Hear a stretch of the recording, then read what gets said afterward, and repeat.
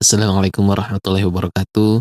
Perkenalkan, nama saya Teddy Septian Hanadi dengan NIM 0563901133, program studi sistem informasi. Pada kesempatan video kali ini, izinkan saya untuk menjawab tugas yang diberikan pada mata kuliah struktur data. Kita langsung saja nih nomor 1, tuliskan di sini misalkan tipe datanya integer, tentu saja array, data begitu aja ya. Lalu kita beri nilai, mungkin akan random saja. Lalu selanjutnya adalah kita akan membuatkan fungsi merge sort nantinya. Tapi sebelum itu kita panggil dulu dengan cara langsung saja diketikkan merge sort kurung buka data. Kita titik koma dulu. Ya kita buatkan dulu fungsinya di bawah kelas F ini. Public static void. Lalu nama fungsinya apa? Yaitu merge sort. Tipe datanya dan data parameter yang harus ditangkap kita harus sebutin juga di sini nih. Nah, misalkan seperti ini ya, kita tuliskan dulu seperti ini menggunakan if array length. Nah, artinya jika panjang arraynya masih lebih dari 1, maka masih melakukan nanti fungsi-fungsi di dalam if ini ya, teman-teman. Selanjutnya kita kasih komentar dulu ya. Beri komentar dulu lebih dari 1. Lalu di sini untuk bagian pertama ya, tipe datanya integer, bagian pertama begitu ya.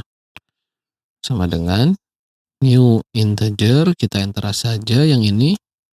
Lalu array panjangnya ya, terus kita bagi 2 karena kita kan mau split nih. Caranya yaitu dengan kita bagi 2 nih arraynya. Yang tadi 8 masuk ke sini kan jadi 4 ya. Nah, lalu kita tangkap nih di sini. Kita pindahkan nilai arraynya begitu ya. Dengan apa caranya? Yaitu dengan sistem array copy.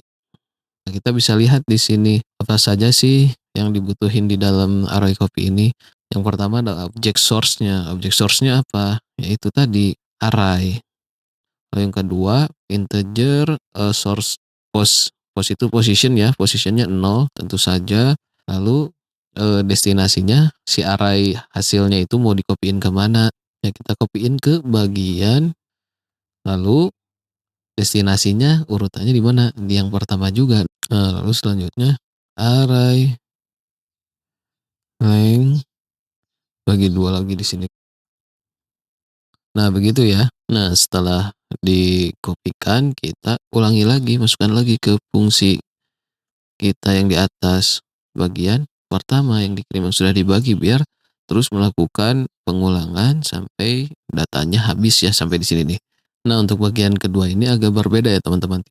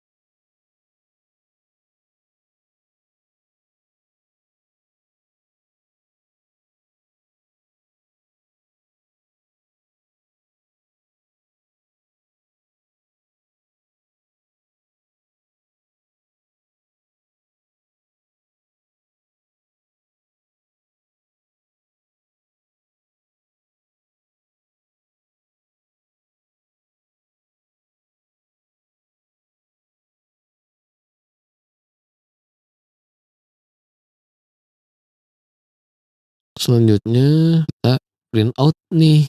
Cuman untuk print outnya kita menggunakan perulangan, teman-teman. For integer i sama dengan 0, lalu jika i kurang dari data length titik koma jangan lupa maka i plus plus gitu ya, kurung buka kurung tutup. Nah, baru di sini kita sistem out println di sini data menggunakan i. Nah, ini baru data yang diinginkan. Nah, kalau kita lihat di sini sudah berurut ya dari mulai yang terbesar hingga yang terkecil. Kalau kita lihat di data yang tadi saya misalkan ya, data terkecilnya 0, data terbesarnya 10, dan ini sudah sesuai urutannya ada 8. Cara kerjanya yang pertama adalah membagi dua elemen array-nya itu di fungsi merge sort. Kita bagi dua itu jadi bagian pertama dan bagian kedua, dipotong ya begitu. Lalu setelah dipotong di copy ke bagian pertama dari array source awal itu dikopikan ke array bagian pertama. Jadi untuk membaginya begitu ya. Dan potongan yang kedua juga sama, dipisahkan begitu ke array bagian kedua yang ini. Nah, setelah dipisahkan itu harus di-merge. Dan merge ini kita buat fungsi lagi sendiri ya. Bagian pertama dengan parameter bagian pertama dan bagian kedua. Maka kita tangkap juga di sini menggunakan fungsi merge, yaitu tipe datanya integer array, bagian pertama dan bagian kedua. Nah, setelah itu ditangkap, lalu kita identifikasi posisi sekarang ya, ini untuk keperluan perulangan di sini untuk mensort dari yang terbesar ke yang terkecil dengan menggunakan perulangan while begitu ya. Lalu setelah itu hasilnya disalin ke array sementara sama ya, disimpan ke array sementara. Nah, lalu dikembalikan array sementara ini. Jadi ini posisinya sudah disort, langsung dikembalikan kepada fungsi merge ya. Nah, ke sini dikembalikan kepada variabel array sementara. Selanjutnya apa? Selanjutnya adalah menyalinnya kembali dari array sementara atau temporary itu ke array yang source utamanya yang data awalnya begitu, array variabel yang pertama yang original begitu. Dari temporary masukin lagi ke array mulai dari 0, indeks 0, dan destinasi posisinya sama dari 0 begitu teman-teman. Nah, untuk yang selanjutnya adalah mengurutkan data dari yang terbesar dan sampai terkecil menggunakan metode counting sort. Berbeda dengan metode merge sort ya, yang kita harus membagi dua dulu lalu sorting datanya begitu ya. Setelah dibagi dua lalu di merge lagi, dan itu membutuhkan codingan yang cukup banyak ya, dan dari hasil yang tadi kita membutuhkan dua fungsi, yaitu merge sort dan merge-nya antara kedua bagian pertama dan yang kedua.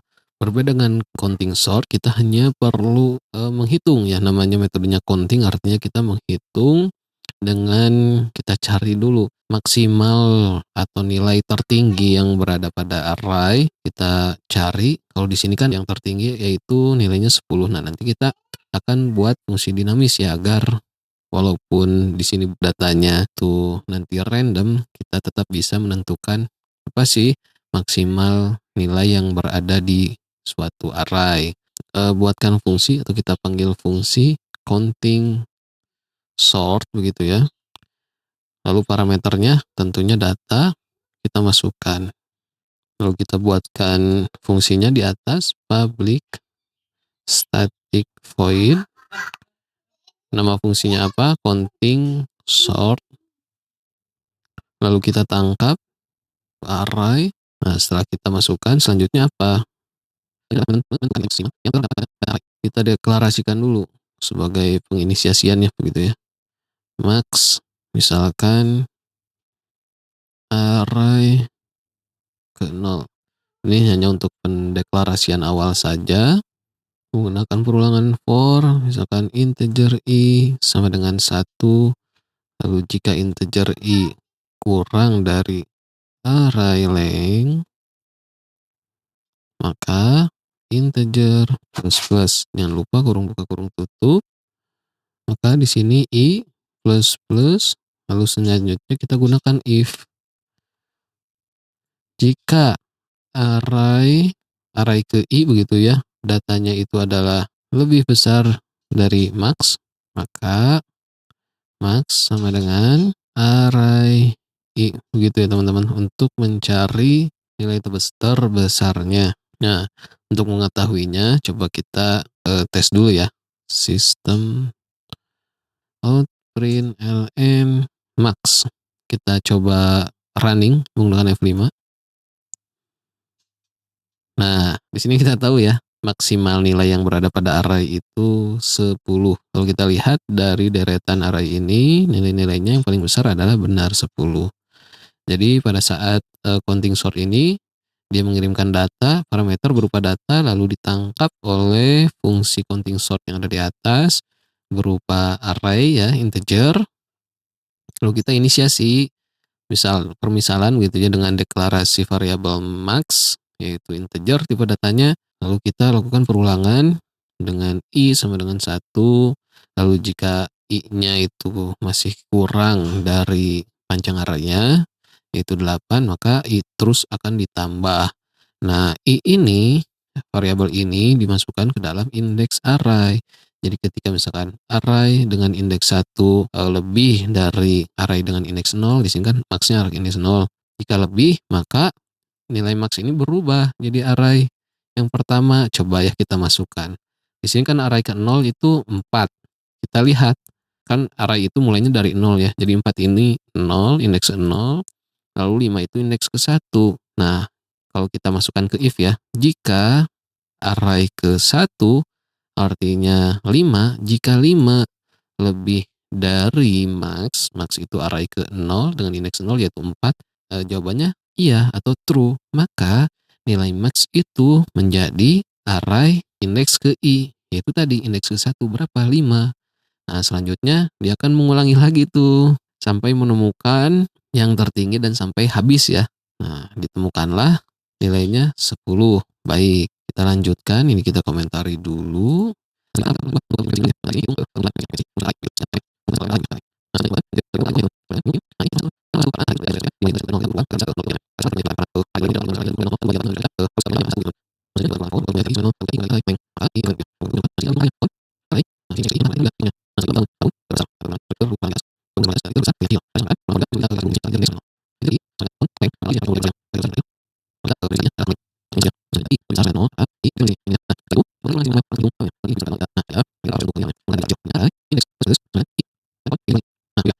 Nah, sekarang kita coba tampilkan di sini, misalkan sistem di main function ya.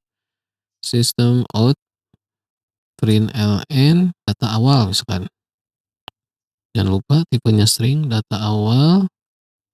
Terus kita ubah dulu ke string array-nya. Arrays to string data. Kita lihat ya. F5. Nah, di sini sudah muncul. Data awalnya kan ini ya. Sorry, ini harusnya di atas. Kita F5 lagi. Nah, data awalnya adalah 451208610, sesuai ya dengan data ini. Lalu kita buatkan lagi sistem out-nya yang setelah diurutkan data sorted begitu ya. Kita run.